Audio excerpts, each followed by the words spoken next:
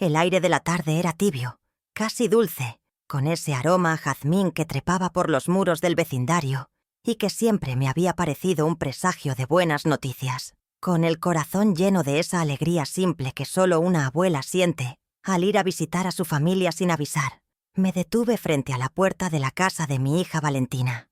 Llevaba en mis manos una pequeña tarta de limón, su favorita desde que era niña, y ya me imaginaba la sonrisa de mi nieto Leo al verme. Pero antes de que mis nudillos pudieran rozar la madera, una voz resonó desde adentro, una voz que conocía demasiado bien, la de mi yerno Javier, y las palabras que llegaron hasta mí eran afiladas como cuchillos. «Si no soportas que duerma con tu amiga, lárgate», gritó. El mundo pareció detenerse en ese instante. Cada sílaba de esa frase fue un golpe directo a mi pecho, una onda expansiva de dolor que me dejó sin aliento. La tarta de limón tembló en mis manos, su dulce promesa convertida en un amargo recordatorio de la inocencia perdida. Allí estaba yo, en el umbral de lo que creía un hogar feliz, convertida en testigo involuntaria de la más cruel de las traiciones. No era solo la infidelidad, era la forma en que la arrojaba a la cara de mi hija, con un desprecio tan absoluto que quemaba. Podía sentir el llanto silencioso de Valentina, atravesando las paredes, un eco del mío propio, ese que aprendí a tragar durante años para no preocuparla. La humillación no era solo suya. En ese momento se convirtió en mi propia herida abierta, sangrando impotencia y una furia que no sabía que podía albergar. Javier, el hombre que siempre me había mirado por encima del hombro, con su sonrisa perfecta y sus trajes caros, se revelaba en toda su monstruosidad. Siempre supe que había algo hueco detrás de su encanto, una frialdad en sus ojos que no lograba disimular, con sus gestos amables y estudiados. Para él, yo era la suegra humilde, la enfermera jubilada que vivía en un apartamento alquilado, un recordatorio constante de los orígenes que tanto se esforzaba por ocultar. Y ahora, en la seguridad de su casa, construida en parte con los sueños y el esfuerzo de mi hija, mostraba su verdadero rostro, el de un tirano que no solo engañaba, sino que además disfrutaba al pisotear el corazón de la mujer que le había dado todo. La escena se desarrollaba en la sala de estar. Pude adivinarlo por el eco de su voz. Era su santuario, el lugar donde exhibía sus logros, sus fotografías de viajes exóticos y sus premios de marketing. Ese era el escenario elegido para destrozar a mi hija, para expulsarla de su propio hogar como si fuera un objeto inservible. La injusticia era tan grande, tan abrumadora, que sentí un frío glacial recorrer mi espalda a pesar del calor de la tarde. Él, que se jactaba de sus valores y su éxito, no era más que un cobarde que usaba su poder para aplastar a la persona más vulnerable. Y lo peor de todo, lo hacía con la mejor amiga de mi hija, una doble traición que convertía la herida en una gangrena emocional. Me quedé paralizada, con la mano a medio levantar, escuchando el silencio pesado que siguió al grito. Imaginé a mi pequeña Valentina, la misma que yo había acunado en mis brazos, ahora de pie, rota, frente al hombre que había jurado amarla. La casa, que siempre me había parecido tan luminosa y llena de vida, de repente se sentía como una tumba, un mausoleo de promesas rotas y felicidad fingida. ¿Y mi nieto? ¿Dónde estaba Leo en medio de todo ese veneno? La idea de que su inocencia pudiera ser manchada por la crueldad de su padre me provocó una náusea profunda. En ese preciso instante, algo dentro de mí se quebró, pero no fue mi espíritu, fue la última cadena de paciencia y respeto que aún sentía por ese hombre. Fue un momento de claridad dolorosa. Entendí que mi rol ya no podía ser el de la abuela que trae postres y sonrisas. La vida me estaba pidiendo otra cosa. Me exigía ser la leona que protege a su cría, sin importar el costo. La fragilidad que sentí al principio se transformó en una determinación de acero. No iba a derramar una sola lágrima frente a esa puerta. Mis lágrimas no solucionarían nada, pero mis acciones, esas, sí podían cambiarlo todo. Javier, en su arrogancia, no tenía idea de con quién se estaba metiendo. Me subestimaba, siempre lo había hecho, y ese sería su mayor error. No sabía de lo que es capaz una madre cuando le tocan a un hijo. Mientras sus palabras crueles aún flotaban en el aire, una promesa silenciosa nació en mi interior. Él creía tener todo el poder, el dinero, la casa, la posición social. Se sentía intocable, el rey de su pequeño imperio de apariencias. Pero yo tenía algo que él jamás podría comprar ni entender. Una vida entera de sacrificios silenciosos, una fuerza forjada en la adversidad y, sobre todo, un secreto. Un pequeño tesoro olvidado en una caja de zapatos. Un legado de un pasado doloroso que, irónicamente, se convertiría en la llave para liberar a mi hija y a mi nieto de su tiranía. Él había encendido el fuego, pero no sabía que yo tenía el poder de convertirlo en un incendio que consumiría su mundo de mentiras. Me di la vuelta lentamente, sin hacer ruido, y me alejé de esa puerta. La tarta de limón seguía en mis manos, ahora un símbolo de la batalla que estaba a punto de comenzar. Ya no era un regalo, era un arma. Cada paso que daba para alejarme de esa casa era un paso hacia un plan que comenzaba a tejerse en mi mente. Un plan de justicia silenciosa, metódico y preciso, como el trabajo de una enfermera que sabe exactamente dónde aplicar la inyección para que el remedio sea efectivo. Javier había gritado su victoria demasiado pronto. No sabía que yo, Inés Montoya, la mujer invisible a sus ojos, acababa de declarar una guerra que él ni siquiera sabía que existía. Y yo no pensaba perderla. Mi nombre es Inés Montoya, y tengo 68 años de vida acumulada en la piel y en el alma. Oficialmente mi estado civil es divorciada, aunque la verdad es que me siento viuda del hombre que un día amé y que se esfumó de nuestras vidas dejándome con poco más que una caja de recuerdos amargos y una hija a quien criar. Vivo sola, en un pequeño apartamento de 2 ambientes en un barrio obrero. Un lugar sin lujos pero lleno de luz, donde cada objeto tiene una historia y cada planta que cuido es un testimonio de mi paciencia. Soy enfermera jubilada, una profesión que no solo me dio el sustento, sino que me enseñó a mirar más allá de las heridas físicas, a entender el dolor que no se ve, ese que se anida en el espíritu y que necesita un tipo diferente de cura, una que se administra con escucha y compasión. Mi rutina es sencilla, casi monacal, pero encuentro belleza en ella. Me levanto con el sol, el mismo sol que veía asomarse por las ventanas del hospital después de un turno de noche agotador. El aroma del café recién hecho es mi primera bendición del día. Dedico mis mañanas a cuidar de mi pequeño balcón, que es un estallido de geranios y malbones, y a leer todo lo que cae en mis manos, desde novelas de misterio hasta viejos manuales de medicina. Por las tardes, camino por el parque cercano, observando a las familias, a los niños jugar, y a menudo me siento en un banco a tejer, no por necesidad, sino por el placer de crear algo hermoso y útil con mis propias manos. Es una vida tranquila, un remanso que construí con esfuerzo, después de la tormenta de mi matrimonio fallido y los años de trabajo incansable. La gente suele verme como una mujer frágil, menuda, de movimientos suaves y voz pausada. Y en parte tienen razón. El divorcio me dejó una profunda desconfianza hacia las promesas fáciles y un miedo persistente a la inestabilidad económica. Soy vulnerable a la soledad, a esos silencios largos de la noche en los que los fantasmas del pasado vienen a visitarme sin invitación. A veces me asusta el futuro, el fantasma de la enfermedad o de la dependencia. Me cuesta pedir ayuda. Es mi orgullo, esa coraza que me construí para sobrevivir cuando no tenía a nadie más en quien apoyarme. Esa independencia que es mi mayor fortaleza es también mi talón de Aquiles, porque me ha hecho olvidar cómo apoyarme en otros. Sin embargo, debajo de esta apariencia de fragilidad hay una roca. Mis años en urgencias me curtieron la piel y el espíritu. He visto la vida y la muerte darse la mano. He sostenido a recién nacidos que luchaban por su primer aliento y he cerrado los ojos de ancianos que se despedían en paz. Esta experiencia me ha dado una perspectiva que pocos tienen. Sé diferenciar una crisis real de un drama pasajero. Aprendí a mantener la calma en medio del caos, a pensar con claridad cuando el pánico nubla la razón de los demás. Hay una fuerza latente en mí, una resiliencia que se activa en los peores momentos. Soy como esas plantas que crecen en las grietas del asfalto, capaz de encontrar vida y esperanza donde otros solo ven desolación.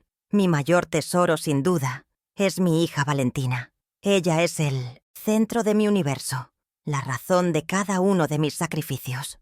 Nuestra relación es profunda, cimentada en años de lucha compartida. Somos cómplices, amigas, y a veces he tenido que ser la madre estricta que le ponía los pies en la tierra. Verla feliz era mi única meta, y por eso, durante mucho tiempo, acepté a Javier, ignorando las pequeñas señales de alerta, las humillaciones veladas, todo por no perturbar la paz de su hogar. Mi amor por ella es incondicional, pero a veces me pregunto si ese mismo amor me cegó, si al protegerla tanto de las verdades incómodas, la dejé indefensa ante un depredador que se disfrazaba de príncipe azul. La enfermería me enseñó a observar, a detectar síntomas sutiles que revelan una enfermedad oculta. Y esa habilidad la apliqué, sin darme cuenta, a mi vida personal. Observaba a Javier, la forma en que su sonrisa nunca llegaba a sus ojos cuando me miraba, el tono condescendiente que usaba al hablar de mis remedios caseros, la manera en que sutilmente aislaba a Valentina de sus antiguas amistades. Notaba las pequeñas mentiras, las excusas elaboradas, las ausencias injustificadas. Pero callé. Callé por miedo a crear un conflicto, por no ser la suegra metiche que destruye un matrimonio. Ahora me doy cuenta de que mi silencio no fue prudencia, sino cobardía, y el diagnóstico que no quise ver ha hecho metástasis. Mi vida económica es precaria. Vivo de una jubilación modesta que apenas alcanza para cubrir mis gastos básicos. Cada mes es un ejercicio de malabarismo financiero, de estirar cada peso hasta el límite. Esta vulnerabilidad es algo que Javier siempre ha utilizado en mi contra, recordándome de formas sutiles mi dependencia, ofreciéndome ayudas que eran en realidad una forma de reafirmar su superioridad y mi inferioridad. Sabe que no tengo poder económico, y eso le hace creer que no tengo ningún poder en absoluto. Me ve como una carga, una anciana insignificante a la que su esposa visita por lástima. No imagina que mi verdadera riqueza no está en un banco, sino en mi experiencia, en mi red de afectos y en mi capacidad para transformar el dolor en estrategia. A pesar de mi edad, mi mente sigue siendo mi activo más valioso. Soy una estratega nata, una habilidad que desarrollé en las salas de emergencia, donde una decisión tomada en segundos puede significar la diferencia entre la vida y la muerte. Sé cómo priorizar, cómo asignar recursos limitados y cómo anticipar los movimientos del enemigo, que en ese entonces era la enfermedad. Ahora, el enemigo tiene nombre y apellido, Javier, y aunque no tengo su dinero ni sus contactos, tengo mi inteligencia, mi paciencia y una capacidad infinita para la planificación silenciosa. Él juega un juego de poder basado en la intimidación y la exhibición, pero yo voy a jugar un juego de ajedrez, moviendo mis piezas en la sombra, hasta que sea el momento del jaque mate. Mi soledad autoimpuesta me ha dado tiempo para reflexionar, para conocerme profundamente. Sé cuáles son mis límites, pero también soy consciente de mi resistencia. He sobrevivido al abandono, a la precariedad, a la enfermedad y a la pérdida. He visto de cerca la fragilidad humana y he aprendido a respetarla, pero también a reconocer la increíble fortaleza que reside en ella. Javier ve en mí a una viejecita inofensiva que teje en un rincón.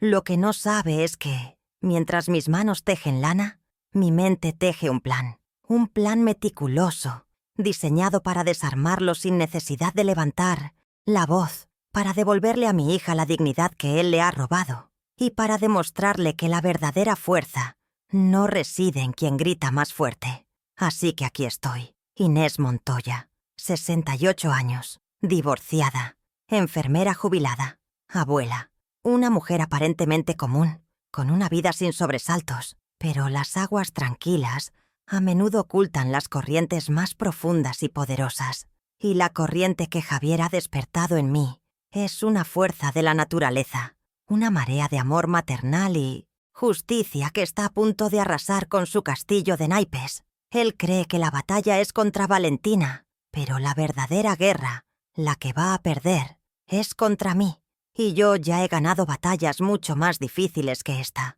Esta solo requerirá un poco más de tiempo y de paciencia. ¿Y tú? ¿Qué habrías hecho en mi lugar? Cuéntamelo en los comentarios. Si quieres escuchar más historias como esta, suscríbete y acompáñame. En el centro de todo está mi única hija, Valentina. A sus 38 años, posee una mezcla de mi sensibilidad y la ambición que yo nunca me permití tener. Es una mujer brillante, con una capacidad increíble para la gestión, pero su mayor virtud es también su mayor debilidad. Un corazón demasiado noble, una tendencia a creer en la bondad de los demás, incluso cuando las pruebas demuestran lo contrario. Y luego está Leo, mi nieto, mi sol de 10 años. Es un niño despierto, curioso y con una risa que tiene el poder de disipar cualquier nube de tristeza. Ellos dos son mi patria, el único territorio por el que estoy dispuesta a luchar hasta mi último aliento, el ancla que me mantiene firme en medio de cualquier tempestad, el antagonista de nuestra historia, el arquitecto de nuestro dolor. Es mi yerno, Javier, a simple vista. Es el hombre perfecto, atractivo, carismático, un exitoso director de su propia agencia de marketing. Pero detrás de esa fachada de éxito se esconde un hombre profundamente inseguro, cuya única motivación es la validación social. Proviene de una familia que perdió su fortuna y su estatus, y ha dedicado toda su vida a reconstruir esa imagen de poder y riqueza, no por ambición genuina, sino por un terror paralizante a ser visto como un fracasado. Para él, las personas no son seres humanos, son peldaños en su escalera de ascenso social. Valentina fue su mejor adquisición. Bella, inteligente y con la formación necesaria para ayudarle a construir su imperio. Y yo soy su recordatorio constante de lo que más desprecia. La humildad, el trabajo manual, la dignidad que no se compra. Nuestra relación nunca fue fácil. Fue una sinfonía de tensiones disimuladas bajo una capa de cortesía forzada.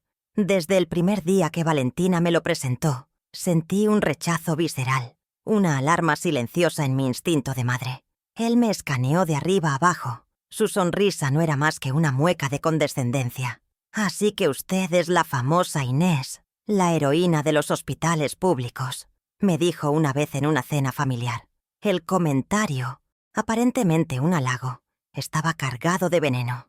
Quería dejar claro que mi mundo y el suyo eran incompatibles, que mi trabajo, mi vida entera de servicio, era algo pintoresco pero, en última instancia, inferior. Para él, el valor de una persona se medía por el saldo de su cuenta bancaria y los logos en su ropa, y en esa ecuación yo siempre resultaba cero. Recuerdo con una claridad dolorosa un cumpleaños de Leo, hace un par de años. Le había tejido con todo mi amor un suéter de lana, con un diseño de estrellas que a él le encantaba. Cuando se lo di, sus ojitos brillaron de felicidad.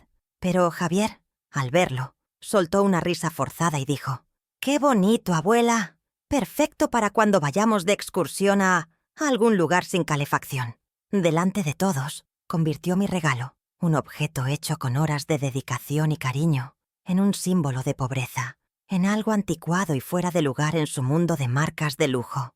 Valentina bajó la mirada, incómoda, y yo sentí cómo la humillación me subía por las mejillas como una fiebre. Ese día comprendí que su desprecio no era casual. Era una estrategia deliberada para anularme, para borrar mi influencia en la vida de mi hija y mi nieto. Su principal motivación para tratarme con desdén es el miedo. Javier me teme porque yo represento una verdad que él no puede controlar. Soy el espejo de los orígenes humildes de Valentina, unos orígenes que no encajan en la narrativa de éxito que él ha construido para sí mismo.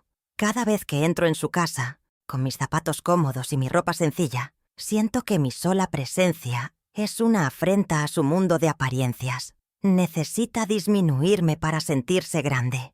Necesita ridiculizar mis valores para validar los suyos, que se basan únicamente en lo material. Me ve como una influencia negativa, una conexión con un pasado de carencias que podría contaminar la educación de Leo, o recordarle a Valentina que hay una vida más allá del lujo y la superficialidad que él le impone. La tensión entre nosotros fue creciendo de forma subterránea, en pequeños gestos y comentarios que iban minando nuestra relación. Dejó de invitarme a ciertos eventos sociales, alegando que, serían muy aburridos para mí. Empezó a tomar decisiones importantes sobre la educación de Leo sin consultar a Valentina, y mucho menos a mí, a pesar de que yo cuidaba del niño muchas tardes. Una vez, me escuchó contarle a Leo historias de mi trabajo en el hospital, y más tarde le dijo a Valentina que prefería que su hijo no escuchara historias deprimentes y sórdidas, que debía enfocarse en cosas más aspiracionales. Estaba construyendo un muro invisible entre mi nieto y yo, tratando de cortar el lazo de afecto y sabiduría que une a una abuela con su nieto. El punto de inflexión, antes de la catástrofe que presencié, fue cuando Valentina consideró volver a trabajar a tiempo parcial. La idea le entusiasmaba. Quería recuperar una parte de su independencia profesional. Javier se opuso rotundamente, pero no con argumentos lógicos, sino con manipulación emocional. Le dijo que su lugar estaba en casa, cuidando de su perfecta familia, que si trabajaba la gente, pensaría que él no era capaz de mantener a su esposa. «No me hagas esto, mi amor. Arruinaría nuestra imagen», le suplicó. Logró convencerla, y yo vi con impotencia cómo la jaula dorada se cerraba un poco más alrededor de mi hija. Su control no era solo sobre su presente, sino también sobre su futuro, anulando sus sueños para que no hicieran sombra a los suyos. Así, la relación con Javier evolucionó de una cordialidad tensa a una guerra fría no declarada. Yo era la intrusa silenciosa en su reino perfecto, y él era el guardián arrogante que intentaba expulsarme con microagresiones y desprecio velado. Cada visita a su casa se convirtió en un campo de minas emocional, donde debía medir cada palabra y cada gesto para evitar una explosión. Él había logrado aislar a Valentina, convenciéndola de que su desprecio hacia mí era simplemente una diferencia de estilos de vida, y no el abuso psicológico que realmente era.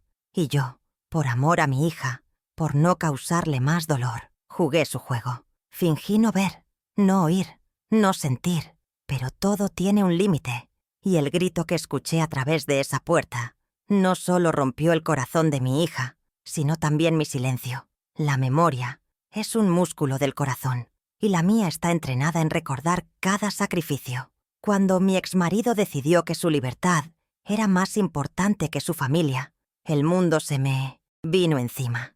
Me quedé sola con Valentina, que apenas empezaba la escuela, y una montaña de deudas. No hubo tiempo para el luto ni para la autocompasión. Recuerdo la primera noche después de su partida, mirando a mi hija dormir, con sus manitas hechas un puño junto a la cara, y juré en silencio que a ella no le faltaría nada, aunque yo tuviera que vaciarme por completo. Esa promesa se convirtió en el motor de mi existencia, el combustible que me mantuvo en pie durante las décadas siguientes. Cada arruga en mi rostro es el mapa de una preocupación, y cada cana, la medalla de una batalla ganada por ella. Mi vida se transformó en un rompecabezas de horarios imposibles. Acepté todos los turnos que nadie quería en el hospital. Las noches de fin de semana en la sala de emergencias, donde el olor a antiséptico y a miedo se te impregna en la ropa. Los feriados en la unidad de cuidados intensivos, donde el único sonido es el bip rítmico de las máquinas que mantienen a la gente con vida. Cuando eso no era suficiente, tomaba trabajos extra aplicando inyecciones a domicilio o cuidando ancianos en mis días libres. Dormir se convirtió en un lujo. A menudo cabeceaba en el autobús de vuelta a casa, con la cabeza apoyada en la ventanilla fría, soñando con una cama que casi nunca sentía mía. Mi cuerpo estaba perpetuamente cansado, pero mi espíritu se negaba a rendirse. Hubo momentos de desesperación absoluta. Recuerdo una Navidad en la que no tenía dinero ni para un pequeño regalo para Valentina. Había gastado lo último que me quedaba en un medicamento para su asma. Esa noche, mientras ella dormía, desmonté un viejo collar de plata que me había regalado mi madre, y con las cuentas le hice una pulsera. A la mañana siguiente, le dije que era un regalo especial de los Reyes Magos. Su sonrisa al verla fue la única luz en esa Navidad oscura, y me hizo comprender que el amor es el recurso más renovable que existe. Esa pulsera, hecha de sacrificio y desesperación, era más valiosa que cualquier joya que Javier pudiera comprarle jamás. Él nunca entenderá el valor de lo que no se puede comprar. Cada peso que ganaba con el sudor de mi frente era invertido en el futuro de Valentina, mientras las otras enfermeras hablaban de comprarse ropa nueva o de irse de vacaciones. Yo ahorraba para sus libros, para sus clases de inglés, para el uniforme del colegio. Me remendaba mi propio uniforme de enfermera una y otra vez, hasta que la tela ya no daba más de sí. Mis zapatos estaban gastados, pero los de mi hija siempre eran nuevos. Renuncié a cualquier capricho personal, a cualquier pequeño placer. Un café en una confitería o una tarde en el cine eran lujos impensables. Mi único placer era verla crecer, ver cómo se convertía en una joven inteligente y aplicada, sabiendo que cada célula de su éxito estaba nutrida por mi renuncia. Superé dificultades que habrían quebrado a cualquiera. Luché contra un sistema de salud indiferente, contra jefes que abusaban de su poder, contra la soledad aplastante de ser madre y padre a la vez. Recuerdo haber trabajado turnos de 24 horas seguidas con fiebre, porque no podía permitirme el lujo de enfermarme. Recuerdo haber caminado kilómetros bajo la lluvia, porque no tenía dinero para el autobús, y a pesar de todo, siempre llegaba a casa con una sonrisa, lista para ayudar a Valentina con sus deberes, para escuchar sus problemas de adolescente, para ser su puerto seguro. Nunca quise que ella viera la carga que yo llevaba. Quería que su única preocupación fuera ser feliz y estudiar. Le construí un mundo donde la escasez era invisible. Gracias a ese esfuerzo sobrehumano, Valentina pudo ir a la universidad. Fue el día más orgulloso de mi vida, verla cruzar las puertas de la Facultad de Administración de Empresas. Sentí que cada noche sin dormir, cada comida saltada, cada lágrima tragada, había valido la pena. Mientras ella estudiaba, yo intensifiqué mi trabajo, tomando aún más turnos para poder pagar sus matrículas y sus materiales. Fue ella, con esa formación que yo le pagué con mi salud, quien tuvo la visión y los conocimientos para ayudar a Javier a estructurar su agencia de marketing, para convertir una idea incipiente en un negocio rentable. Ella fue el cerebro y el motor detrás de su éxito inicial, un hecho que él convenientemente ha borrado de la historia oficial de su triunfo. El contraste entre lo que di y lo que he recibido a cambio es un abismo doloroso. Yo le di a mi hija alas para volar. Le entregué mi vida entera sin pedir nada a cambio, solo su felicidad. Y ahora, esa felicidad ha sido secuestrada por un hombre que desprecia todo lo que yo soy. Él disfruta de los frutos de mis sacrificios. Vive en una casa de lujo y conduce un coche caro, todo construido sobre los cimientos que yo levanté con mis manos agrietadas y mi espalda dolorida. Y como pago, recibo su desdén, su burla, sus intentos constantes de alejarme de mi propia familia.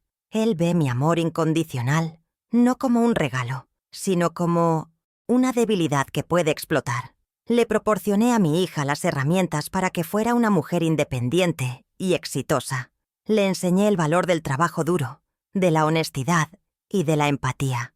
Y Javier tomó todas esas herramientas y las usó para su propio beneficio, encerrándola en una jaula de oro y convenciéndola de que su único valor era ser un adorno a su lado. La ironía es cruel y amarga. Mi sacrificio le dio a mi hija la educación que la hizo atractiva para un hombre que luego usaría esa misma posición para anularla por completo. Le di un futuro, y él se lo está robando pieza por pieza, delante de mis propios ojos, mientras me sonríe con falsedad. Mientras yo contaba cada moneda, él malgastaba el dinero en cenas ostentosas y tecnología de última generación. Mientras yo me preocupaba por pagar el alquiler, él planeaba viajes a destinos exóticos para impresionar a sus clientes. El lujo que hoy ostenta no nació de la nada. Es el resultado directo de la educación de Valentina. Una educación que fue regada con mi sudor y mis lágrimas. Cada ladrillo de esa casa, cada mueble de diseño, cada copa de vino caro que él levanta para brindar por su éxito, lleva la marca invisible de mi esfuerzo, de mi renuncia, de mi amor de madre. Es una deuda que él nunca reconocerá, y mucho menos pagará. Y al final, ¿cuál es mi recompensa? Ser tratada como una extraña, una presencia incómoda en el imperio que ayudé a construir indirectamente. ver a mi hija marchitarse lentamente bajo el peso de la manipulación y el desprecio. Escuchar, a través de una puerta, cómo su corazón es destrozado por el hombre al que le entregó su confianza y sus sueños. El universo tiene una forma extraña de equilibrar las cuentas, y siento en lo más profundo de mi ser que el tiempo de pagar ha llegado. Mi historia de sacrificios no terminará con una derrota. Al contrario, cada uno de esos sacrificios se ha convertido en un ladrillo de la fortaleza, desde la cual voy a lanzar mi contraataque. En el 100 rincón más alto de mi armario, oculta bajo una pila de sábanas viejas que guardan el olor a naftalina y a tiempo, descansa una caja de zapatos. No es una caja cualquiera. Para mí, durante décadas, fue una especie de tumba, un mausoleo de un amor que murió de la peor manera.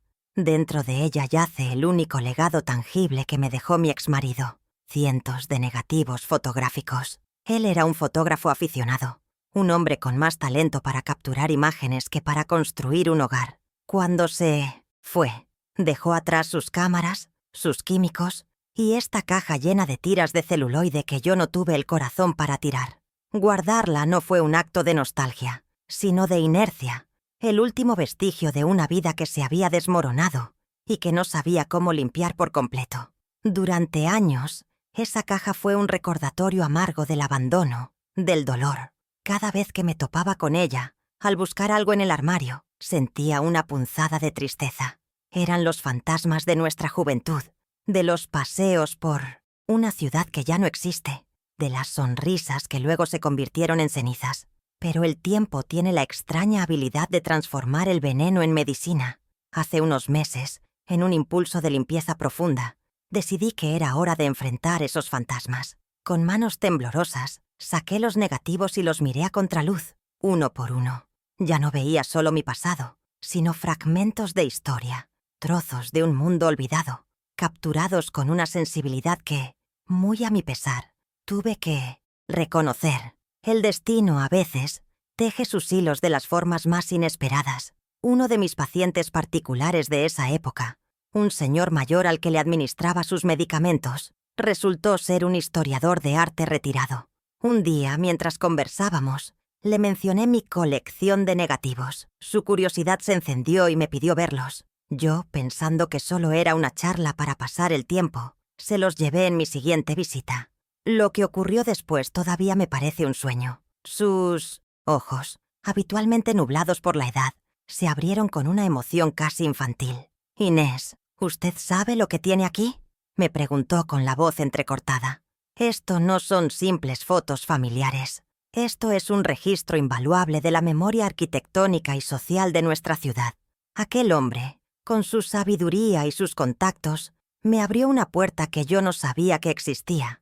Me explicó que muchas de las calles, edificios y plazas que mi exmarido había fotografiado en los años 60 y 70 habían sido demolidos o transformados hasta ser irreconocibles. Esas imágenes no eran solo mis recuerdos, eran los recuerdos de toda una comunidad, un testimonio visual de un patrimonio perdido. Me puso en contacto con la curadora del Museo de Historia de la ciudad, una mujer joven y apasionada que, al ver los negativos, compartió el entusiasmo del historiador. De repente, la caja de zapatos que representaba mi mayor herida se estaba convirtiendo en mi activo más valioso, en un tesoro que había estado durmiendo en la oscuridad de mi armario. Sin decirle una palabra a nadie, ni siquiera a Valentina, comencé las negociaciones con el museo. No quería crear falsas esperanzas, y una parte de mí todavía desconfiaba de la buena fortuna. Todo se manejó con una discreción absoluta. La curadora y yo nos reuníamos en cafeterías discretas, hablando de evaluaciones, derechos de autor y contratos. Fue como vivir una doble vida. Por un lado, era Inés, la abuela jubilada que se preocupaba por el precio de las verduras. Por el otro, era la poseedora de una colección de arte que podía cambiar mi futuro y, sobre todo, el de mi hija. Esta dualidad me llenaba de un poder secreto, una calma interior que Javier, con toda su arrogancia, nunca podría comprender. Él basaba su poder en lo que se ve, mientras que el mío crecía en silencio, en lo oculto. Así que mientras Javier gritaba y humillaba, convencido de su omnipotencia, No tenía la menor idea de que la solución a los problemas que él estaba creando ya estaba en marcha. La justicia, a veces, no llega con un estruendo, sino con el susurro de un contrato que se firma, con el clic de una transferencia bancaria. Ese recurso, nacido de la traición de un hombre, ahora sería la herramienta para desarmar a otro. La vida tiene una ironía poética que a menudo se nos escapa. La caja de zapatos dejó de ser un símbolo del abandono para convertirse en un cofre de liberación. Y yo, su guardiana, esperaba pacientemente el momento estratégico para abrirlo y dejar que su contenido hiciera su magia, revelando que el pasado, por doloroso que sea, a veces guarda las llaves del futuro. Después de aquella tarde terrible en la puerta, acogí a Valentina y a Leo en mi pequeño apartamento. Fue un refugio improvisado, un nido reconstruido con abrazos y tazas de té caliente. Valentina estaba devastada, una sombra de la mujer vibrante que era. Se pasaba las horas en silencio, con la mirada perdida, reviviendo la traición una y otra vez. Javier, por su parte, inició su campaña de manipulación. Al principio fueron mensajes de texto, falsamente arrepentidos. Mi amor, fue un error. Estaba estresado. No quise decir eso, escribía. Vuelve a casa. Te necesito. Esta casa no es un hogar sin ti y sin Leo. Usaba a mi nieto como un peón en su juego cruel, sabiendo que era el punto más vulnerable de Valentina. Cada mensaje que ella leía era como una nueva dosis de veneno, manteniéndola atada a una esperanza tóxica que yo veía con claridad que era falsa. A los pocos días, al ver que su arrepentimiento de bolsillo no funcionaba, cambió de táctica. Apareció en la puerta de mi edificio, sin avisar. Yo le abrí y me interpuse, bloqueándole el paso. Su sonrisa encantadora estaba en su lugar, pero sus ojos eran dos témpanos de hielo. Inés, por favor, no hagamos un drama de esto. Las parejas tienen problemas, no necesita meterse. Su tono era suave, pero la amenaza era clara.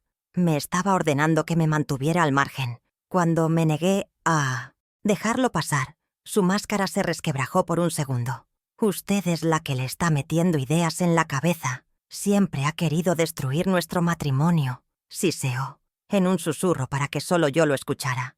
En ese momento, la guerra dejó de ser fría. Me estaba declarando su enemiga abiertamente. La manipulación se extendió al ámbito público. Una semana después, era el acto escolar de Leo. Valentina decidió ir. No quería que su hijo pagara el precio de los problemas de los adultos. Javier apareció allí, como si nada hubiera pasado. Delante de los otros padres y maestros, la abrazó, le dio un beso en la mejilla y actuó como el marido perfecto y devoto. ¿Ves, mi amor? Podemos solucionar esto. Somos una familia. Le susurró al oído, pero lo suficientemente alto para que los que estaban cerca escucharan. La gente los miraba con sonrisas cómplices, pensando que eran la pareja ideal superando una pequeña crisis. Valentina se quedó paralizada, atrapada en esa farsa, mientras yo observaba desde lejos, sintiendo cómo mi sangre hervía de rabia. Estaba usando el amor de mi hija por su hijo para humillarla públicamente, forzándola a participar en su teatro. En privado, la crueldad se intensificaba. La llamó por teléfono una noche, y yo escuché la conversación desde mi habitación. Él comenzó con un tono conciliador, pero cuando Valentina se mantuvo firme en su decisión de necesitar tiempo, él explotó. «¡Eres una egoísta!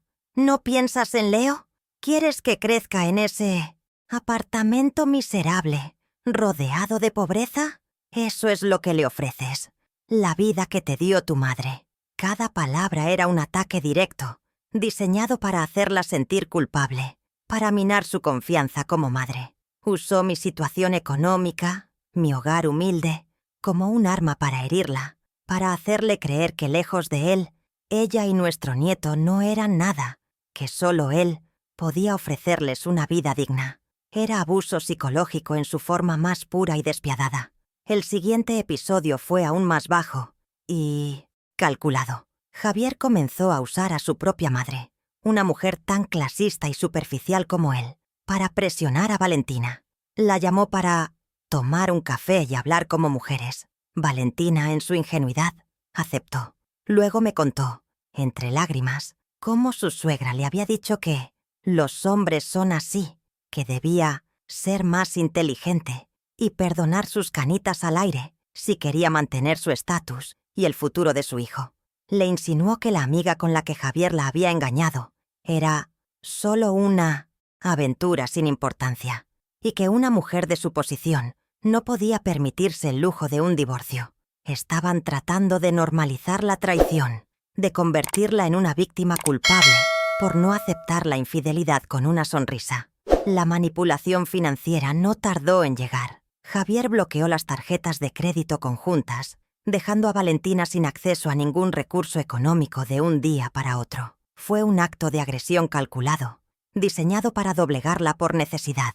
Cuando ella lo llamó para pedirle una explicación, él respondió con una frialdad escalofriante. Si decides vivir como una mujer soltera, tendrás que aprender a mantenerte como una. La casa y los gastos son míos. Cuando decidas volver a ser mi esposa, volverás a tener tus privilegios. La estaba estrangulando económicamente, forzándola a una situación de dependencia absoluta, creyendo que el miedo y la necesidad la harían volver arrastrándose.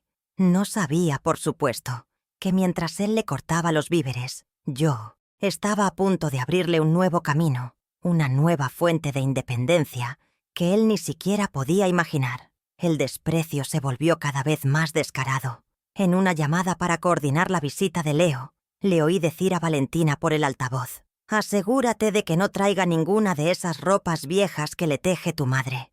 Mis amigos vienen a casa y no quiero que mi hijo parezca un huérfano».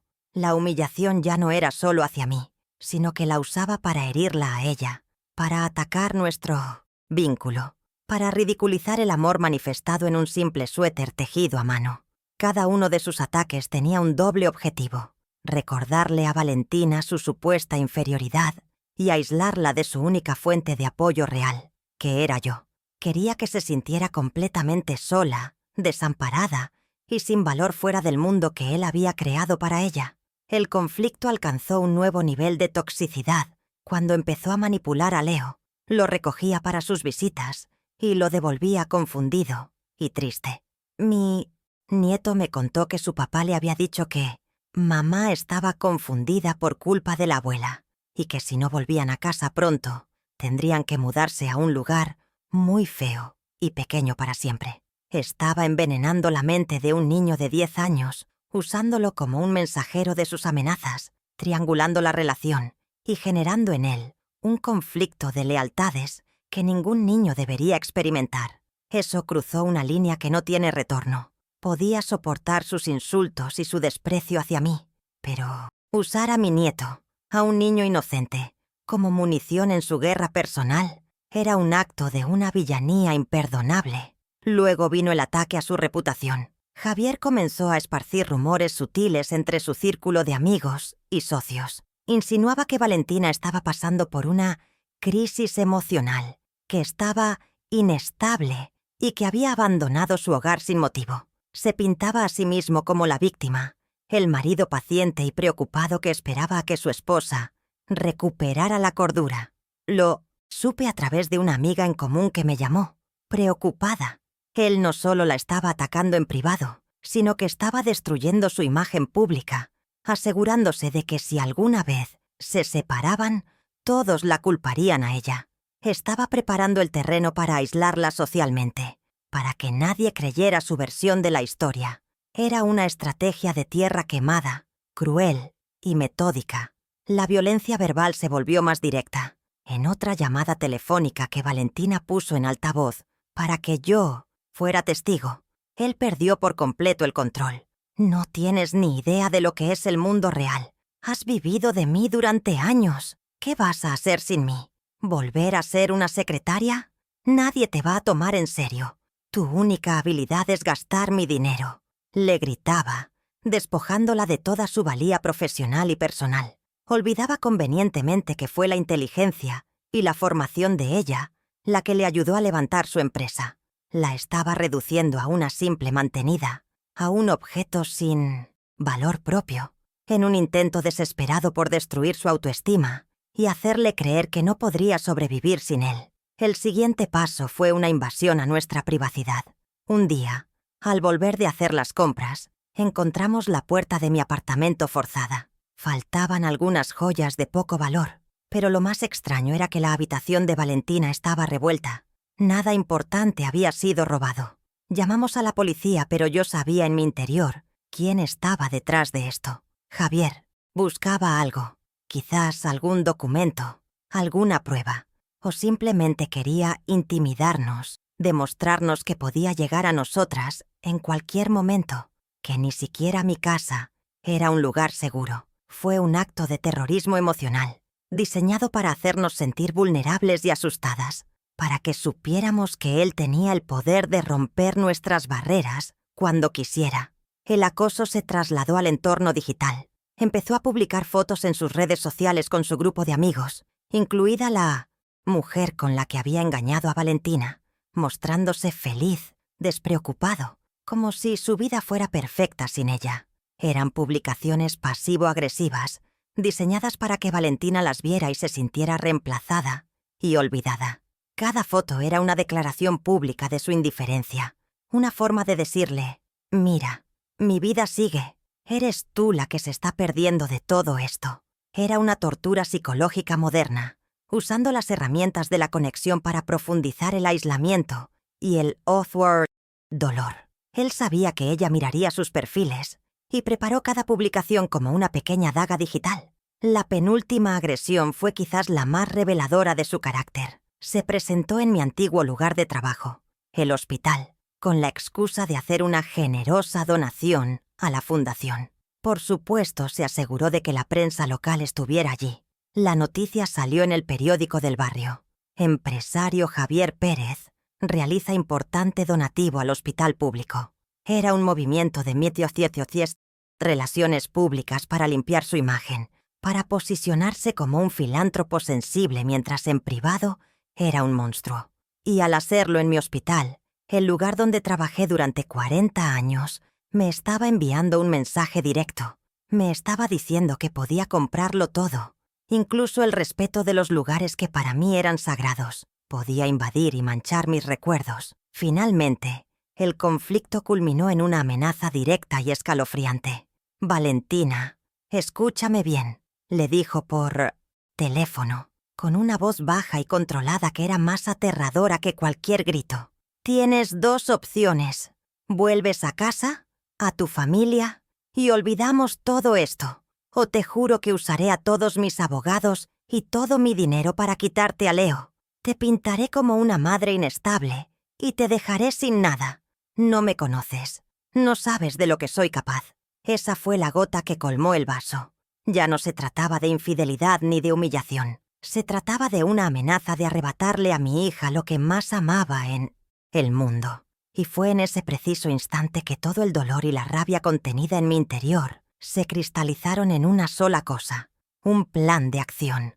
La amenaza de Javier de quitarle a Leo no fue un grito que me hizo temblar. Fue un susurro helado que congeló toda mi angustia y la convirtió en un diamante de pura determinación. Lo escuché a través del teléfono, que Valentina sostenía con manos temblorosas, y vi cómo el último rastro de color abandonaba su rostro. En ese instante, algo dentro de mí hizo clic. No fue un estallido de ira, sino todo lo contrario. Fue una calma profunda y aterradora, la calma que precede a una tormenta perfecta. Dejé de ver a Javier como el marido cruel de mi hija y empecé a verlo como un diagnóstico, un tumor maligno que no se podía tratar con palabras amables ni con súplicas, sino que requería una extirpación quirúrgica, precisa y definitiva. Se acabaron las lágrimas, se acabó la esperanza de que entrara en razón. El tiempo de rogar por amor y respeto había terminado. Esa noche, mientras Valentina lloraba hasta quedarse dormida, yo me senté en la pequeña mesa de mi cocina. La única luz era la del viejo farol de la calle, que dibujaba sombras alargadas en las paredes. No sentía pena ni rabia, solo una claridad absoluta. Me serví un vaso de agua y lo observé, viendo cómo las pequeñas burbujas subían a la superficie. Así subiría yo, en silencio. Comprendí que mi campo de batalla no podía ser el de los gritos y las acusaciones, porque en ese terreno él siempre ganaría. Tenía más dinero, más contactos, más falta de escrúpulos. Mi campo de batalla sería la estrategia, la paciencia, el conocimiento que él ignoraba. Mi fuerza no residiría en enfrentarlo, sino en rodearlo, en cortar sus líneas de suministro emocional y financiero, sin que él se diera cuenta, hasta que fuera demasiado tarde. Fue un punto de ruptura silencioso, una decisión tomada en la soledad de la madrugada. Miré el teléfono y sentí el impulso de llamar a la abogada que mi amigo, historiador, me había recomendado. Era una especialista en derecho de familia, conocida por ser implacable y discreta. Saqué un pequeño cuaderno y empecé a escribir. No un diario de mis sentimientos, sino un plan de acción. Anoté cada humillación, cada amenaza, cada manipulación, con fechas y detalles. Listé los activos de Javier que conocía a través de Valentina, la estructura de su empresa, sus puntos débiles, mi mente, acostumbrada a elaborar planes de cuidado para pacientes críticos. Ahora, elaboraba un plan de liberación para mi hija. Cada línea que escribía era un paso que nos alejaba de su tiranía. Al día siguiente mi actitud cambió. Dejé de consolar a Valentina con palabras vacías de esperanza y empecé a darle herramientas de poder. «Hija», le dije con una serenidad que la sorprendió, «no vamos a llorar más. Vamos a actuar». Saqué la caja de zapatos con los negativos de mi armario y la puse sobre la mesa. Le conté toda la historia, el descubrimiento del historiador, las reuniones con la curadora del museo, la oferta de compra que ya estaba sobre la mesa. Le mostré los correos electrónicos, las tasaciones preliminares. No le hablé de ello como un milagro, sino como un recurso estratégico. «Esto, Valentina, es nuestro, es tu herencia, la que tu padre te dejó sin saberlo, y es el dinero que te comprará tu libertad y la seguridad de Leo». Su reacción pasó del asombro a una chispa de esperanza real en sus ojos. Por primera vez en semanas, la vi erguirse, la vi pensar en un futuro en lugar de lamentar el pasado. El plan comenzó a tomar forma entre las dos, en susurros, en la cocina de mi pequeño apartamento. La primera fase era acelerar la venta de los negativos, asegurando que el dinero estuviera en una cuenta, a nombre de Valentina, antes de dar cualquier paso legal. Esto le daría una independencia financiera inmediata, desarmando la principal arma de Javier. Mientras él creía tenerla acorralada por el dinero, nosotros estábamos construyendo en secreto su fondo de emancipación. El secreto se convirtió en nuestro aliado, nuestra arma más poderosa. Contacté a la curadora del museo esa misma mañana. Mi voz era firme. Ya no era la de una anciana indecisa, sino la de una mujer de negocios. «Necesitamos cerrar el acuerdo lo antes posible», le dije. «Es un asunto familiar urgente». Le expliqué sin dar demasiados detalles que los fondos eran cruciales para una situación delicada. La mujer, que había desarrollado un gran respeto por la historia, detrás de las fotos comprendió la urgencia y prometió acelerar todos los trámites burocráticos. Cada llamada, cada correo electrónico, era un movimiento calculado en mi tablero de ajedrez. Mientras Javier dormía tranquilo en su gran casa, creyéndose el rey del juego, yo movía mis piezas en la sombra, preparándome para el jaque. La segunda parte del plan era contratar a la abogada, pero no de inmediato. El plan era esperar a que el dinero de la venta estuviera seguro. La estrategia era presentar una ofensiva legal completa y por sorpresa. No una simple petición de divorcio, sino un dossier completo que incluyera pruebas de su infidelidad, de su abuso psicológico y de su manipulación financiera. Empezamos a recopilar todo: los mensajes de texto, los extractos bancarios que mostraban el corte de fondos. Incluso le pedí a Valentina que grabara sus llamadas futuras, amparándonos en la legalidad de grabar una conversación en la que eres partícipe. Estábamos construyendo un caso tan sólido, tan irrefutable, que él no tendría escapatoria. Así, en el silencio de mi hogar, mientras el olor a café y a tostadas llenaba el aire como cualquier otro día, se gestaba una revolución. Dejé de ser la suegra sufrida para convertirme en la general de un ejército de dos. Valentina, nutrida por un propósito y por la revelación de su inminente independencia, recuperó su fuerza. Ya no era una víctima, era una combatiente preparándose para la batalla de su vida. Y yo, a mis 68 años, descubrí una faceta de mí misma que no conocía. la de una estratega fría y calculadora, dispuesta a todo para proteger a los suyos. El punto de ruptura no había sido el final de nuestra paz, sino el principio de nuestra victoria. La guerra silenciosa había comenzado. La primera pequeña victoria llegó una semana después, y fue tan dulce como inesperada. La curadora del museo me llamó, con la voz llena de emoción. «Inés, tengo noticias extraordinarias. La junta directiva no solo aprobó la adquisición, sino que un patrocinador privado, conmovido por la historia de las fotografías, ha decidido duplicar la oferta inicial. Quiere que la colección tenga una exhibición propia y un catálogo de lujo». El aire pareció escaparse de mis pulmones. La cantidad que mencionó era mucho más de lo que jamás habíamos soñado. Era suficiente no solo para que Valentina y Leo tuvieran un nuevo comienzo, sino para asegurar su futuro a largo plazo. Esa tarde, cuando le mostré a mi hija el documento de la oferta final, sus ojos se llenaron de un tipo de lágrimas que no había visto en mucho tiempo. Lágrimas de alivio, de posibilidad, de un futuro que de repente se abría, vasto y luminoso, ante nosotras. El dinero llegó a la nueva cuenta bancaria de Valentina 2 semanas después, un martes por la mañana. Ver esa cifra en la pantalla del ordenador fue un momento de una catarsis silenciosa y profunda. Era la materialización de nuestra libertad.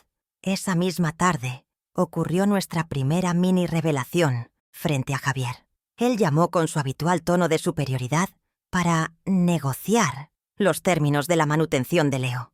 Empezó ofreciendo una cantidad ridículamente baja, casi un insulto, describiendo sus supuestas dificultades financieras. Valentina, siguiendo nuestro plan, lo escuchó con una calma que lo descolocó, y entonces, con una voz serena y firme, le dijo: «Javier, no te preocupes por nosotros. Afortunadamente no necesito tu dinero. Leo y yo estaremos perfectamente bien. Hablemos solo del régimen de visitas». El silencio al otro lado de la línea fue atronador. Pude imaginar su rostro, la confusión, la incredulidad. Habíamos quitado de la mesa su principal arma de control, y él ni siquiera entendía cómo había sucedido. Su desconcierto fue nuestra primera conquista. Había basado toda su estrategia en nuestra supuesta dependencia económica, y de repente, ese pilar se había derrumbado. Podíamos sentir su pánico a través del teléfono. La pérdida de control era palpable. Él, que siempre tenía la última palabra, que dictaba los términos de cada conversación, se quedó mudo. No hizo más preguntas, solo balbuceó un «está bien» y cortó la llamada. Esa noche, por primera vez en meses, Valentina y yo cenamos con una sensación de ligereza. No era arrogancia, era la paz que da saber que has recuperado una parte de tu poder. El plan estaba funcionando. Habíamos ganado la primera escaramuza sin levantar la voz, usando el elemento sorpresa y la serenidad como nuestras mejores armas. La bestia estaba herida, confundida, y eso nos daba una ventaja táctica invaluable para la siguiente fase de nuestra batalla. Me encantaría saber si alguna vez te pasó algo parecido, si sentiste esa fuerza que nace cuando decides dejar de tener miedo. Cuéntame tu historia en los comentarios. La segunda mini revelación fue más sutil, pero igualmente satisfactoria, y demostró que nuestro plan estaba avanzando en múltiples frentes. Habíamos contratado a la abogada, una mujer llamada Sofía, cuya apariencia elegante ocultaba un instinto de tiburón. Nuestra primera reunión fue en su despacho, un lugar que olía a libros y a justicia. Le presentamos nuestro dossier, las grabaciones de las amenazas, los mensajes, los testimonios de amigos que habían presenciado las humillaciones públicas. Sofía escuchaba, asentía. Sus ojos inteligentes analizaban cada pieza de evidencia.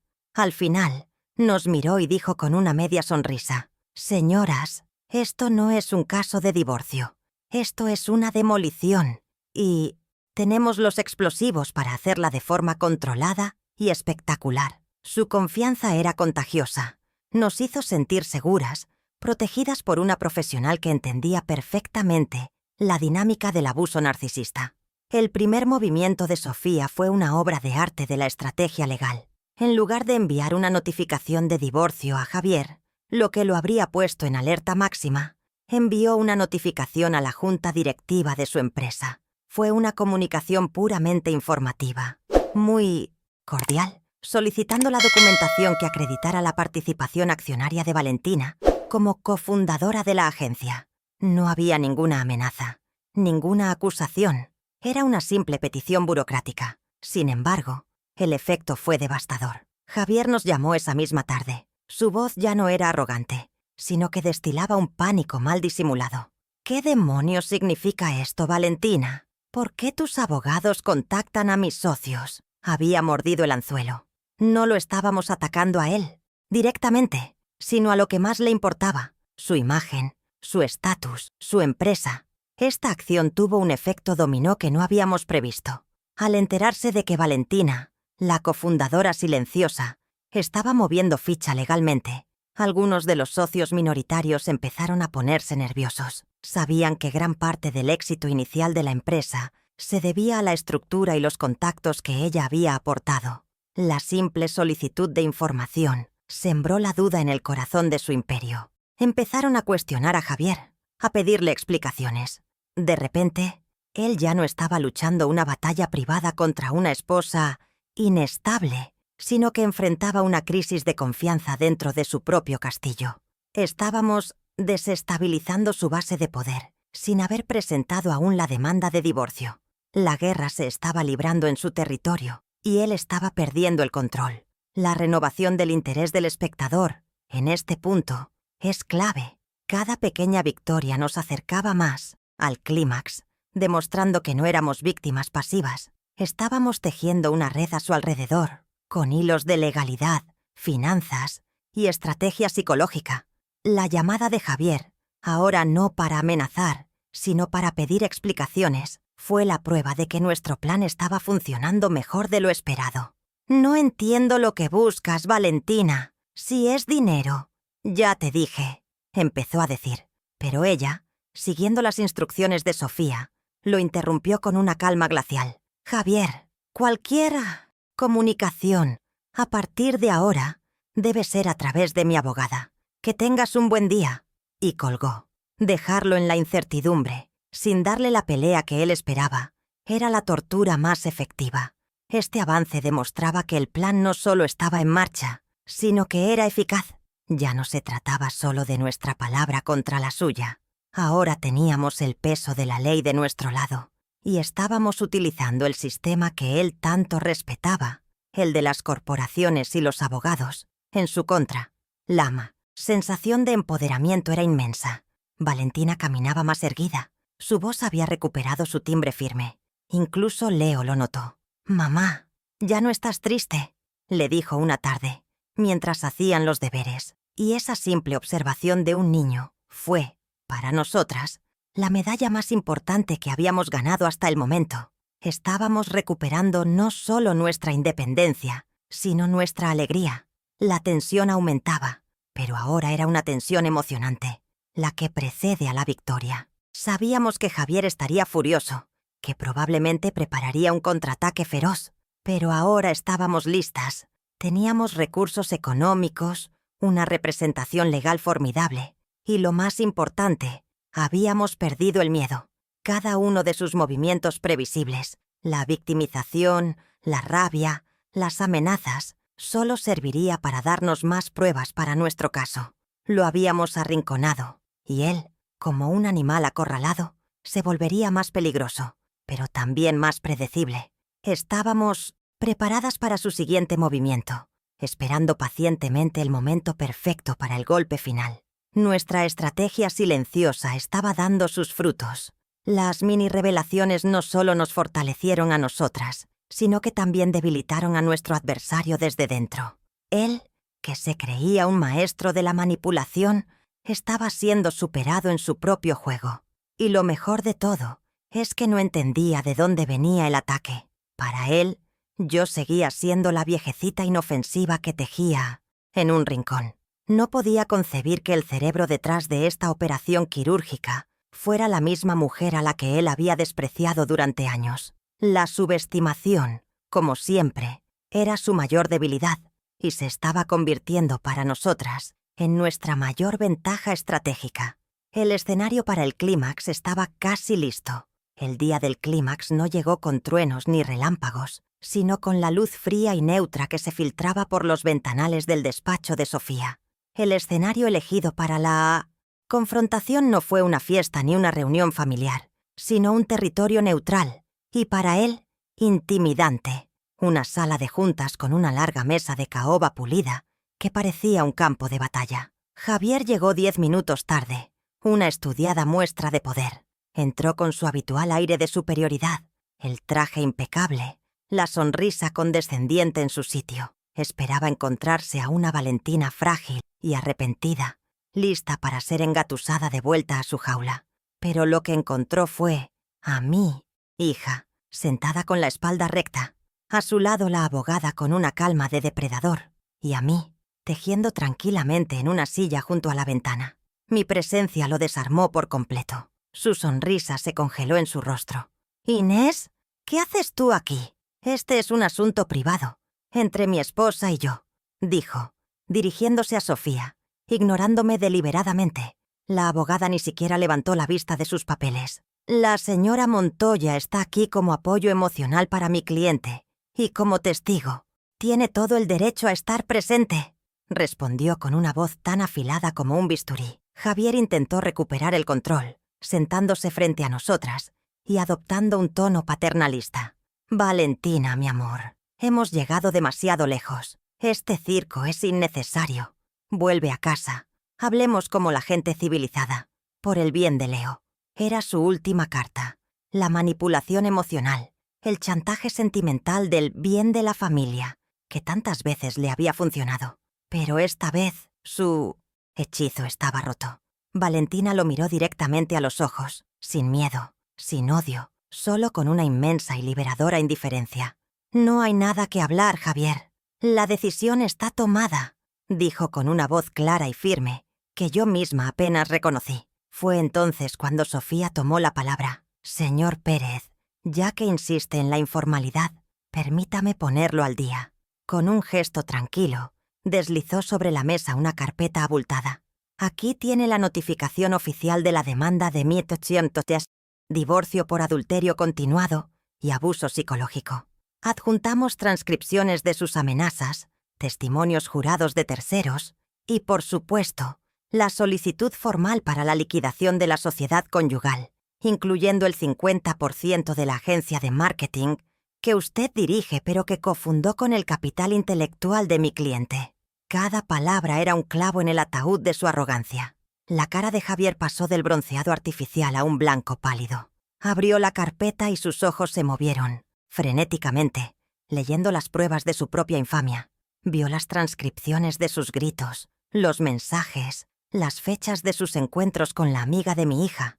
Por primera vez, lo vi vulnerable, desnudo en su miseria moral. Intentó defenderse, balbuceando sobre la privacidad, sobre grabaciones ilegales. Sofía lo detuvo en seco. «Toda la evidencia ha sido obtenida legalmente, se lo aseguro, pero podemos evitar un juicio público muy desagradable para su reputación. Mi cliente está dispuesta a ser razonable, siempre y cuando usted acepte todos los términos, sin oponer resistencia, incluyendo la custodia total de Leo para ella». La oferta era, en realidad, una sentencia. Le estaba dando la opción de elegir entre una ejecución privada o una guillotina en la plaza pública. Él se rió, una risa hueca, desesperada. «Estás loca si crees que te saldrás con la tuya. No tienes nada. Te dejaré en la calle. ¿Con qué dinero piensas luchar contra mí? ¿Con la miserable jubilación de tu madre?» Y entonces llegó el momento que yo había estado esperando, el golpe de gracia, la revelación de nuestro secreto. Me levanté, dejé mi tejido a un lado y me acerqué a la mesa. Puse sobre ella una copia del contrato de venta con el museo y el extracto bancario de la nueva cuenta de Valentina. Lo hice sin decir una palabra, dejando que los números hablaran por mí. La cifra, con sus muchos ceros, brillaba en el papel, tan elocuente como cualquier discurso. Javier miró los documentos, sus ojos casi saliéndose de las órbitas.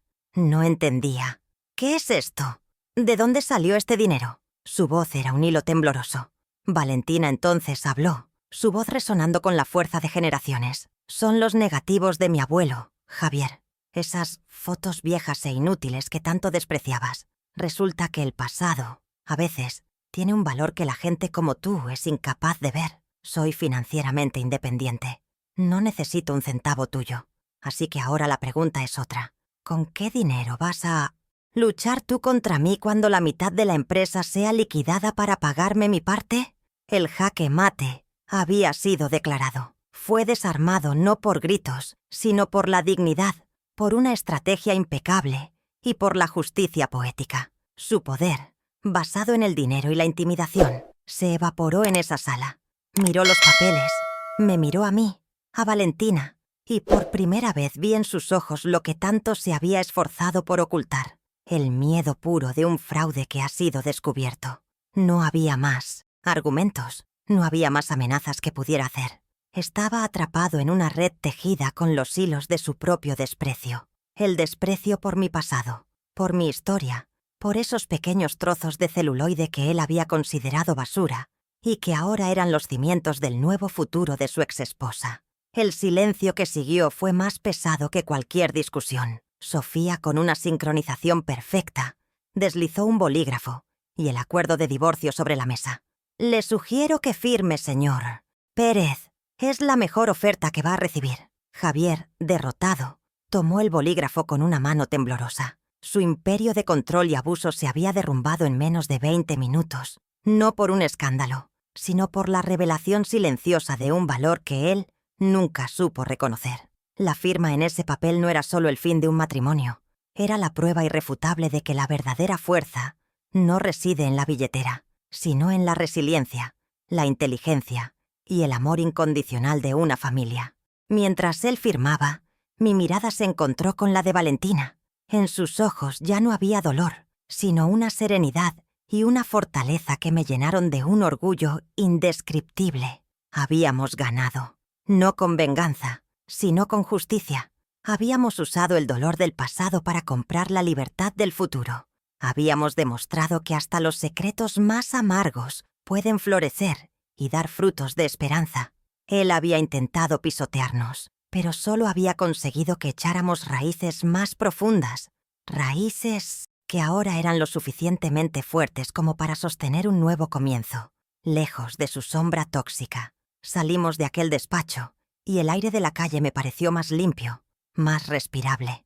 Valentina me tomó del brazo y caminamos juntas, sin un destino fijo, simplemente disfrutando de la sensación de haber cerrado el capítulo más oscuro de nuestras vidas. Leo nos esperaba en casa, ajeno a la batalla que acabábamos de ganar por él. El clímax de nuestra historia no había sido una explosión ruidosa, sino la implosión silenciosa del mundo de un tirano.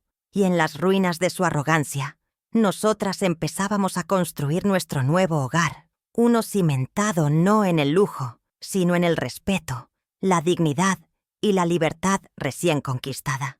Las consecuencias para Javier fueron una demolición en cámara lenta, un derrumbe que comenzó en el alma y terminó en sus finanzas. La pérdida de su familia fue así el primer golpe, y el más simbólico. Perdió el derecho a llamar hogar a la casa que compartía con Valentina, que ahora se sentía vacía y fría. Un simple escaparate de un éxito que ya no tenía a quién exhibir. Perdió la cotidianidad con su hijo Leo, sus desayunos, sus charlas antes de dormir. Las visitas, estrictamente supervisadas al principio por orden judicial, se convirtieron en encuentros incómodos, artificiales, donde la risa de Leo ya no sonaba igual. Perdió su fachada de hombre de familia, el pilar sobre el que había construido toda su imagen pública. Sus amigos y socios, voilà, enterarse de los detalles del divorcio, comenzaron a mirarlo con una mezcla de lástima y desprecio. Se convirtió en un rey destronado, vagando por los pasillos de un palacio vacío. La pérdida económica fue igual de devastadora. La liquidación de la parte de Valentina en la agencia de marketing lo obligó a vender acciones y a endeudarse para poder pagarle. El imperio que había construido sobre los cimientos del trabajo de mi hija se resquebrajó. Tuvo que vender la casa de lujo, el coche deportivo, renunciar al club exclusivo. Su estilo de vida, esa armadura de opulencia que usaba para ocultar sus inseguridades, Se desintegró pieza por pieza. Se vio forzado a mudarse a un apartamento mucho más modesto, una humillación diaria que le recordaba todo lo que había perdido por su arrogancia. La pérdida no fue solo de dinero, fue de estatus, de poder, de la única validación que él entendía. La justicia silenciosa que habíamos planeado le quitó exactamente aquello que había usado para herirnos. Por nuestra parte, la vida floreció de las cenizas. Con los recursos obtenidos, Valentina compró un hermoso apartamento en un barrio tranquilo, cerca de un gran parque y de mi casa. No era ostentoso como su antigua casa, pero era nuestro, un santuario lleno de luz, de risas y del aroma de las galletas que horneábamos con Leo. Mi hija, liberada del peso de la opresión de Javier, se transformó. Volvió a ser la mujer brillante y creativa que siempre fue. Decidió no volver al mundo corporativo, sino que usó su experiencia y parte del dinero para fundar una pequeña consultora que ayudaba a mujeres emprendedoras a lanzar sus negocios. Encontró un propósito que iba más allá del dinero, el de empoderar a otras que, como ella, habían tenido que luchar para encontrar su propia voz. Mi propia vida se llenó de una paz y una alegría que no había sentido en años. Ya no tenía que caminar de puntillas, ni medir mis palabras. Mi relación con Valentina y Leo se hizo aún más profunda. Me convertí en una presencia constante y feliz en su nuevo hogar, no por necesidad, sino por puro amor. Las tardes de tejido se convirtieron en tardes de deberes con mi nieto, de largas conversaciones con mi hija, de planear pequeños viajes de fin de semana a la sierra. El dinero de los negativos me permitió vivir sin las angustias económicas del pasado, pero mi verdadera riqueza era ver la felicidad genuina en los rostros de mi familia. Había cumplido la promesa que me hice tantos años atrás. Le había dado a mi hija un futuro seguro, y esta vez, uno libre de tiranos. El rompimiento con Javier fue, por supuesto, definitivo. No hubo espacio para el perdón ni para la reconciliación. El perdón es para los errores, no para los patrones de abuso deliberado. Valentina mantuvo una relación cordial y distante con él, estrictamente por el bienestar de Leo, pero nada más. Él intentó, en un par de ocasiones, apelar a la nostalgia, a los buenos tiempos, pero sus palabras ya no tenían poder. Habíamos aprendido la lección. Permitirle volver a nuestras vidas, incluso en la forma más superficial de amistad, habría sido una falta de respeto a todo lo que habíamos luchado por conseguir. Nuestra nueva vida se construyó sobre los cimientos de la dignidad y el autorrespeto, y en esa construcción no había lugar para él. La transformación de Valentina fue mi mayor recompensa. La vi recuperar su autoestima, su risa espontánea, sus propias amistades. La vi convertirse en una madre aún más presente y fuerte, y en una empresaria respetada por su ética y su talento. Se cortó el pelo, renovó su vestuario con colores vivos que reflejaban su nuevo espíritu. Dejó de ser la esposa trofeo de Javier Pérez para ser, simplemente, Valentina Montoya, dueña de su destino, arquitecta de su felicidad. Su resiliencia era la prueba viviente de que las jaulas, por más doradas que sean, nunca podrán contener a un espíritu que anhela volar. Y yo, su madre, tuve el privilegio de ser la que le recordó que siempre había tenido alas.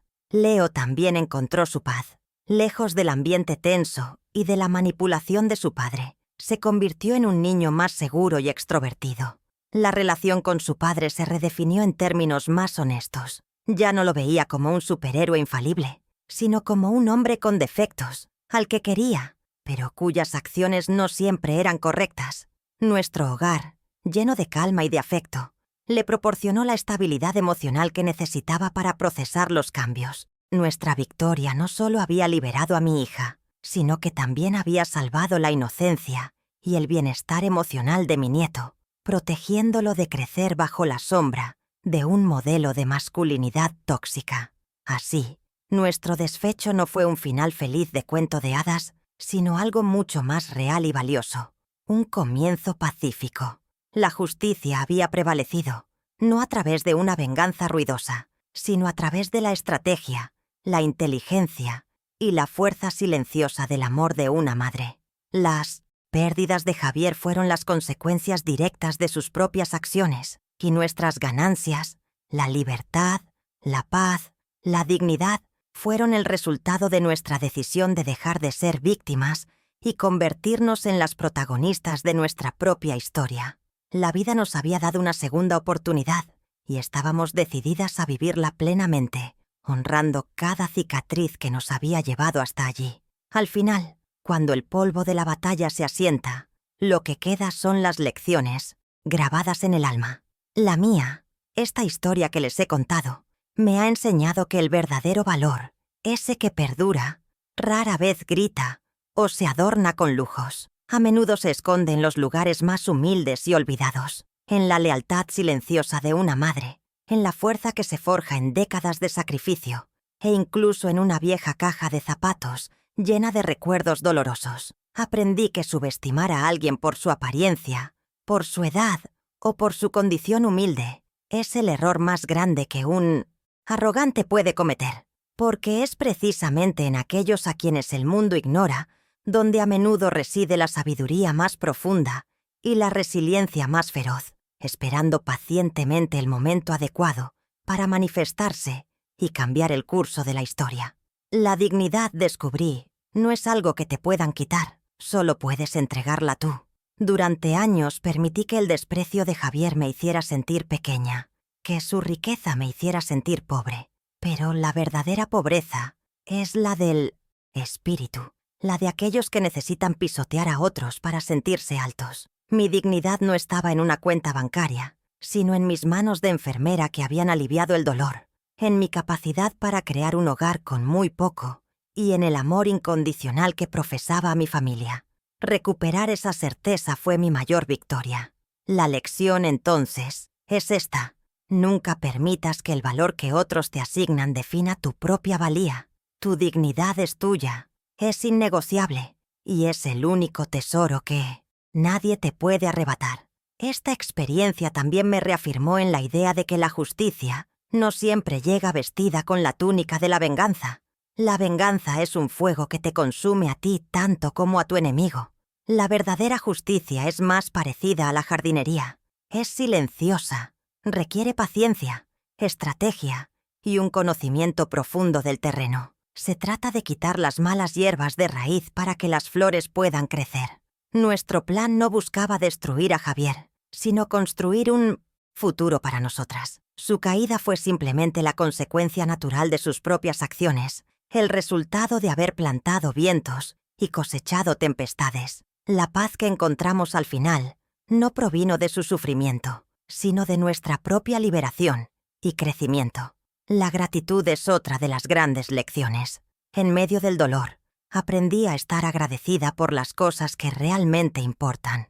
Agradecida por mi salud, que me permitió luchar. Agradecida por la lucidez, que me permitió planear. Y sobre todo, agradecida por el amor inquebrantable de mi hija y mi nieto, que fue mi faro en la oscuridad. La vida, a veces, nos quita cosas para hacernos ver lo que ya teníamos y no valorábamos lo suficiente.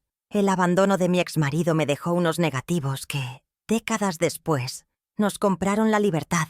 La vida tiene una forma circular y poética de devolver lo que es justo, demostrando que incluso de las heridas más profundas pueden nacer los milagros más inesperados. Por eso, la moraleja final de mi historia es simple pero poderosa.